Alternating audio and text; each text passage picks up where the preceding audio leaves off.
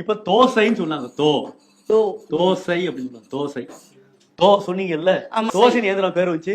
ரொம்ப காலமா உங்க மனைவி கையால வாங்கி சாப்பிட்டுருக்கீங்கல்ல தோசைன்னு என் பேர் வச்சு. சொல்லுங்க ஐயா. தோசைன்னு என் பேர் வச்சு இவரு கேக்கரிகள் எல்லாம் வச்சுக்கிறாரு அப்படிங்கிறீங்களா?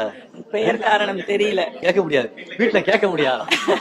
தோசைன்னு என் பேர் வச்சுல தோசைக்காரனால அடி வளர்க்கணும். ஓ, யார் பேர் வைக்கிறார்களோ அவர்களுக்கு தான் தோசை என்று பேர் தெரியும். ஒன்றுமே இல்லைங்க. தோசைன்னு ஏன் பேர் வச்சு அப்படின்னா, இத அப்படியே வாசிக்க பார்ப்போம்.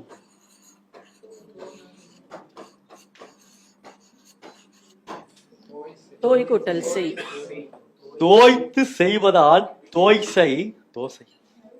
இத நான் சொல்ல, பாவாணர் சொல்லிட்டு போயிட்டார். தோய்த்து செய்வதால் தோசை, இட்டு அவிப்பதால் இட்லி, இட்டு வைப்பதால் இட்லி.